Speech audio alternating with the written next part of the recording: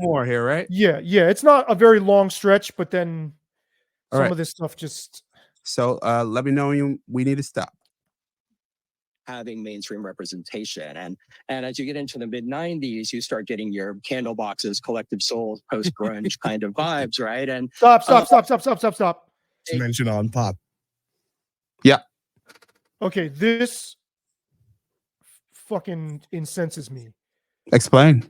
They're laughing at people. Okay, I don't like Candlebox either.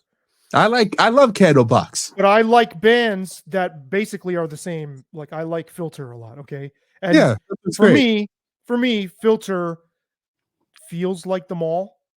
Yeah, right? Yeah, it does. But that's an internal, like designation I make with it. I don't feel that way because now they're not cool anymore. I cannot fucking stand this tone. Ha ha ha, Candlebox, ha ha, so stupid, ha, so lame. So it's like, well, how do they think the people who like Candlebox feel on hearing? It's like, well, you're being laughed at. Yeah. Well, who gets the fucking last laugh now? And again, I'm not into Candlebox, but for the people who are, this sort of snooty sense that you're being, I guess for lack of a better word, ghettoized, put into a ghetto, right? Yeah, it's not I think it's the right word. And like, you know, we're all feeling the burn of this rampant, rabid tribalism that we're like swimming in right now, and it feels really fucked up. I think it's naive to like these dudes are positioning music as an us versus them proposition, and I think it's naive to think that doesn't bleed over into other more fucked up forms of that kind of othering. Now listen, to be fair, music fans do this all the time. They look at themselves as little gangs, soft gangs, right? So they're going to do this themselves. Like music fans want to hear this kind of othering. I just don't think as a publisher, and John Caramanica, like you can't make assumptions about somebody because they like Candlebox. And if you think that, you're a fucking dipshit. You're a fucking prejudicial asshole who puts too much stake on your musical identity because you haven't outgrown the fucking 7th grade. You cannot make assumptions about people based on what they like and then cluster them into groups. And for those of y'all who like Candlebox, I'm gonna look at the camera. You rock the fuck on. You rock with your Candlebox like YouTube channels or whatever you've got. Like I will never fucking talk down to you. Speaking of pro wrestling, now I sound like one, right? Like I will not fucking do that. And anybody who talks down to you for what you like, fuck them. Now you get the last laugh. Okay? Rock on with what you like. Let your freak flag, let your Candlebox flag fly high. Okay? Fuck these people. Fuck them. And now they're crying that they're out of jobs. That's not even the part that gets me the most pissed off. So you want to skip ahead to there? I mean, no, it keeps going up to a certain point. There's one statement, and then we can. Right. We're in the strip that I. Then there's another strip that I think is most interesting to you. Let me just add this too. I mean, music critics and these outlets are leaning into the idea that they want to distinguish themselves from other types of people.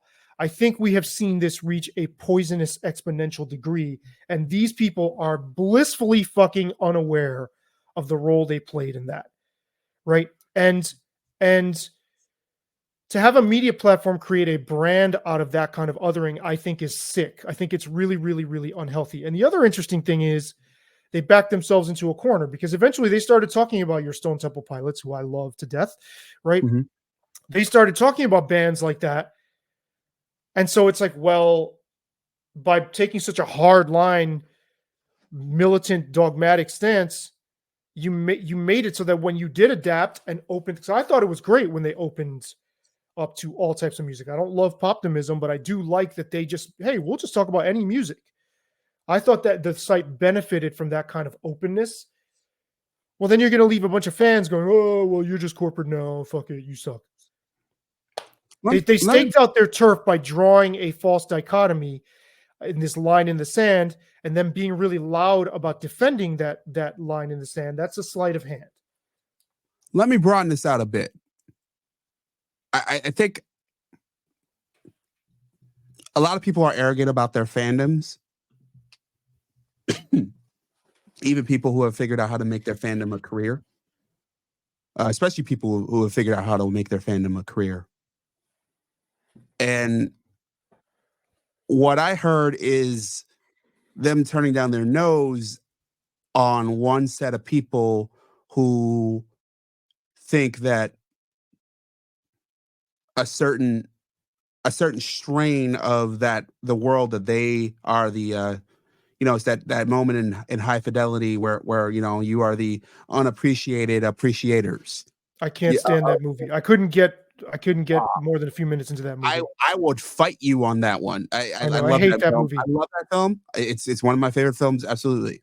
I'm sure on some level I'm projecting that I sound like that and don't realize that I sound like that, but I could not stand the way those people sounded. Aside from, that would be funny if that were the truth. If that were the truth, it's like, actually, that sounds just like if you and I wouldn't mind live streaming, watching that movie. Yeah. And if you think that I sound like that, then so be it. But I don't. We couldn't do that on YouTube, but we could do that. I mean, you know the movie, you know me. I mean, yeah. I think you do sound like High Fidelity at times. Honestly, on both levels that the film is operating. Yes, you feel like yes, as a appreciator of a certain gear that music can go at, and on the love side, you do sound a lot like Rob Gordon. Shout out to Rob Gordon. By the way, it was one of my career highlights getting to interview John Cusack and talking to him about High Fidelity. Awesome. That's awesome. You got to repost that. Yeah. So, I think I still have the whole interview. You got to repost it. Although somewhere you might run into the thing where we didn't authorize you to do it in audio, but fuck you. Well, I just got that from the manager of the band Crosses, Chino Moreno, and his side projects. Like, well, they didn't do the interview thinking it was audio. They didn't ask me to take it down, but it's like, how is this not helping you? Anyway, so High Fidelity. A movie I cannot sit through without wanting to run screaming from the room. We'll put a pin in that and come back to it. I think it's worth exploring one way or another. I'll continue. But you were saying I'm sorry, I didn't mean to derail your point. You were saying something about music fans positioning themselves.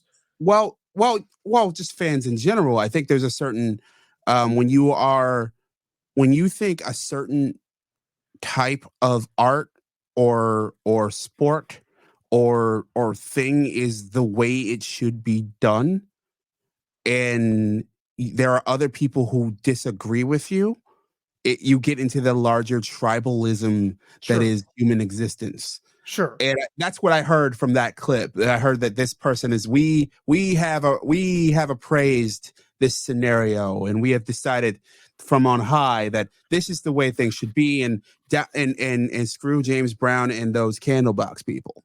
But the thing is, the New York Times is now broadcasting that kind of prejudicial. The New York Times does that daily. I know. That's why I've hated the New York Times with a festering, visceral passion since I was in 7th grade.